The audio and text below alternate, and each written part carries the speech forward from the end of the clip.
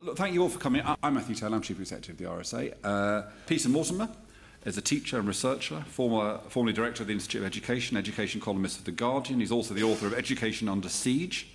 Tonight, Peter will offer suggestions for immediate, longer-term and fundamental action to make the English education system less unequal. At least that's what you're billed to be saying. Very good. And then we're delighted to... In 15 minutes. In 15 minutes, yeah. Ample time, ample time. We're then delighted we'll be hearing from Pasi Sahlberg. He's flown all the way from Harvard to join us this evening. He's currently visiting professor at Harvard's Graduate School of Education. He's a Finnish educator and scholar. His best-selling book, Finnish Lessons: What Can the World Learn from Educational Change in Finland? And without further ado, please welcome Peter Mortimore.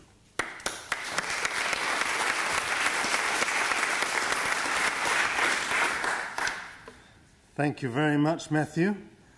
My plan is very simple. A comment on the strengths and weaknesses, as I see them, of English education. A quick look at some international data to form an international perspective. And a few suggestions, humble suggestions, for immediate, longer-term and, eventually, more fundamental changes needed to make, I think, our system less unequal. All in 15 minutes, so forgive me if I rush. My perspective, starting with the strengths, is that the system is muddled, but works okay in a day-to-day sense. On the positive side, many schools have wonderful governing bodies. And in general, I believe we have some very impressive head teachers. And as I say, everywhere I go, the best teaching I've ever seen anywhere in the world, and I've been to a lot of different schools around the world, is in English schools. Our schools have made a good start, I think, with dealing with racism and sexism. We're not there yet, but great progress has been made since the ILEA first drew attention to those issues. Less progress, I guess, on the underachievement of white working-class boys. Less progress on homophobia and other kinds of bullying. Again, on the positive side, our art displays are second to none. Go in an English primary school and see the art on the walls. It's fantastic.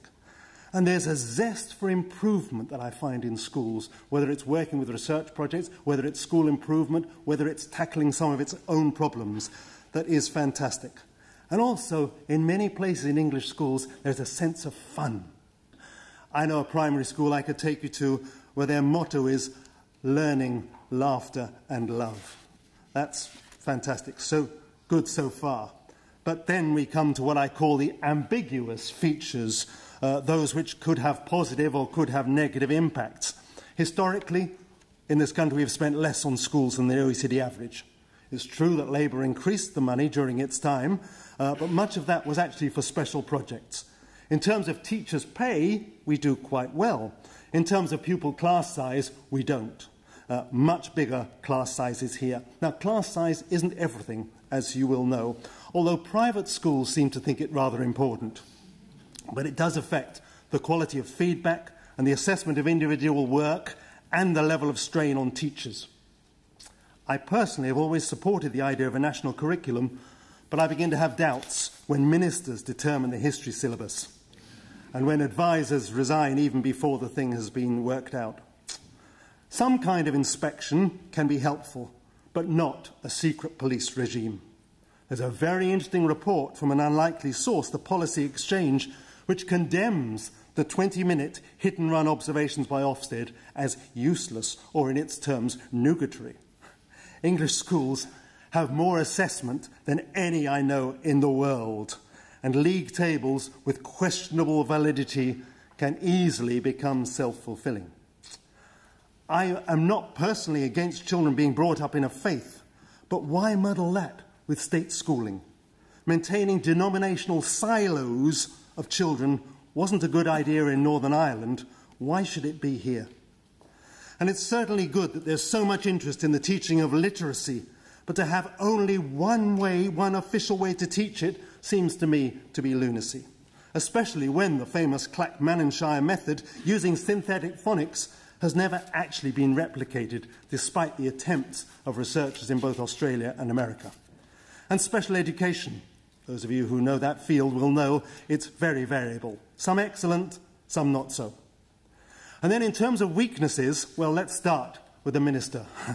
micromanaging everything from examination pass rates, remember 2011 and 12, to individual academies and free schools. Can this be sensible? Then let's look at the culture of pupil against pupil, school against school, parent against parent, a vicious market, as if pupils could be entered and removed from schools as often as a person might change their favoured supermarket. And as we're daily seeing, the opportunities for corruption and fraud within this muddle of different schools are rife. Sadly, our system seems most likely to perpetuate rather than to challenge inequality, with the advantaged grabbing the best opportunities and the disadvantaged having to make do with the leftovers. Add to this a nightmare of uncoordinated preschool provision, giving some, but far from all pupils, a wonderful start. Michael Wilshaw is surely right to question what goes on in preschool, but wrong if he concludes that the most effective learning has to be formal. And despite living in the 21st century and all we know about the development of children and labelling and the effects of labelling on them, we still settle some children's lives by selecting them for one kind of education rather than another at the age of 11. Now, before I give my international perspective, let me just show you some data. First of all, one of the international tests, this is Pearl's, an international test for 9-10-year-olds, and it deals with reading. And you see on the chart there, the green is the overall average, the overall mean score for the country. The blue is an achievement gap, and that's the difference between the top 25% and the bottom 25%. The orange is then a gender gap. And what you see here is that, in fact, well, the first reaction, I guess, is, well, what's all the fuss about? There isn't that much difference between them. And there isn't, of course, when you look at the whole chart from 0 right up to the 600. Finland is doing very well. The UK is doing quite well. Singapore is doing very well. And Canada is doing very well. But now look at the blue, and you see which has the biggest achievement gap. And in fact, it is our country. Compare that to Finland's. There, big difference. In terms of gender, not much difference. The girls are doing better in all those countries. Now, looking at TIMSS, which is the trends in mathematics and science, for 9-year-olds in this slide, but it also looks at 14 and 15-year-olds, and it also looks at maths. I've got science here. And what do we see there? Well, we see that Finland is doing very well. Singapore is doing very well. England's doing quite well, much better than most of the European countries. And I had to use Alberta data. I couldn't get the whole of Canada data. They're doing very well. But look at the gap along the bottom again. And it's UK and Singapore with those big achievement gaps. Now, the third one is the Pisa, the dreaded Pisa. And this, as you know, happens every 3 years. It looks at literacy, maths and science. And it's designed not to be related to curriculum, but actually to test young people as they go out into the world and how they would cope. And this is a maths one. And what do we see here? Well, we see Finland doing very well. We see Singapore doing fantastically. What is it about Chinese kids and mathematics? They really do so well. We see Canada doing quite well, and we see UK not doing so well. And yet we look at the bottom, the blue gap again, and we see that UK and Singapore, big problems in the distribution. We're getting some kids doing very well, getting some kids not doing well at all, and a big gap between the two. And in terms of gender, we see that, in fact, our boys are doing much better than our girls, unlike both Finland and Singapore, where the girls are doing better than the boys. Pisa has been much attacked lately, I think rather unfairly. I think it's probably the best international data we've ever had. It seldom gives you complete answers, but it's great for asking questions. I think those countries that don't use it to turn the spotlight on themselves and say, is this data right? And why is it so? Are really missing an opportunity. Some more data of a different nature here. This is a happiness table compiled by York University, Jonathan Bradshaw, and just look, run down there. Well, if you're going to be a young person, obviously you want to be brought up in Amsterdam, don't you? Right at the top of the table. But look at those Nordic countries coming down. We are 24th out of the developed countries compared to Netherlands, compared to Finland and the others there. and that is based on all sorts of measures of health, resources, behaviour, risk, housing and environment. And then one more, UNICEF from 2012, looking at an index of relative poverty, and those of you who aren't quite clear about that, it's those children between birth and 17 living in a household in which disposable income, when adjusted for family size and composition, is less than 50% of the national mean, less than 50% of what everyone else earns. So you're pretty poor if you're there.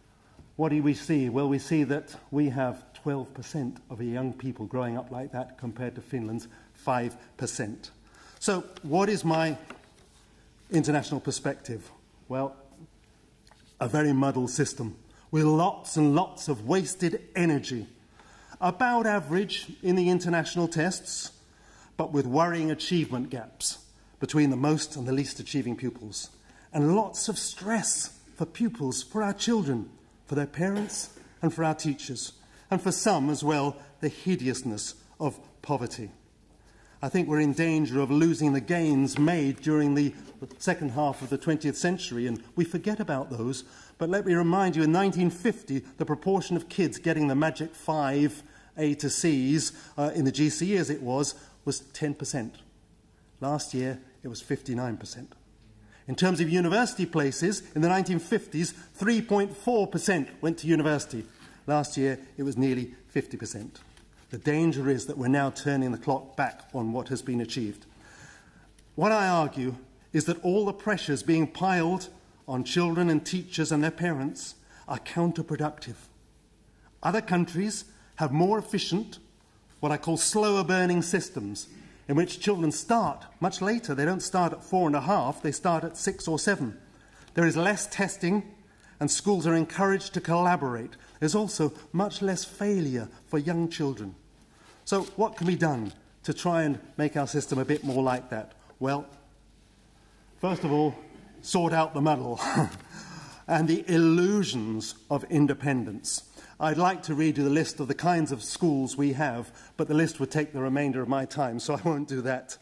Whatever schools are called, we need to recognise there has to be a system with fair funding, with only schools getting extra money for special educational needs, common governance, and drawing on a middle democratic tier with the same powers to innovate. Of course we need innovation, but all schools should have that. I would also personally open up faith schools, some of which are very good, to all pupils and get rid of those silos of difference. We should also foster greater achievement through a reformed inspection regime. I think using trained practitioners and not private companies that currently make 30 million a year from the Ofsted inspections. And a reconfigured system of assessment dedicated to supporting learning rather than a quasi-accountability. And of course we need to provide for the other 50% who don't go to university by constructing an adequate vocational route. Again, the history of education is littered with false attempts to do that. And learning from research, we surely need to take on board the idea that the early years are so vitally important and build it in from its varied and sometimes ramshackle status to part of the education service. Longer term, well, we need to find ways for all schools to get what I call a balance of intake. Now, I've been arguing for 30 years that schools make a difference. Schools can be effective. They can change children's lives. Sure they can. But right from that first study, from 15,000 hours, I've also been arguing that schools need a balance if they are to find success relatively easily. A balance of pupils. And how do we get that? Well, there's various ways. I've stuck my neck out and I argue for what unattractively is called random allocation. I think a better name is fair chance admissions, but that's something for us to think about longer term. I also think we need to have a fair spread of teachers, and I would actually have them employed, as in Alberta, by the local authority rather than by the school itself. I would certainly distance politicians from all but the national strategic issues. And I'd develop a culture of evaluation. What's that? Well, it's where you have a school or a college in which there's a normal expectation that everyone, the students and the teachers, are constantly looking out for ways in which they can improve it.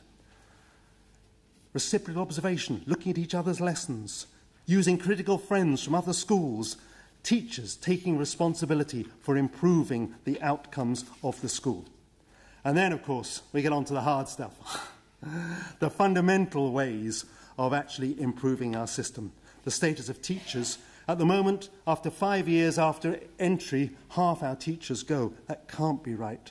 And the old-timers who kept the system going for so long have all gone. They've all been early retired.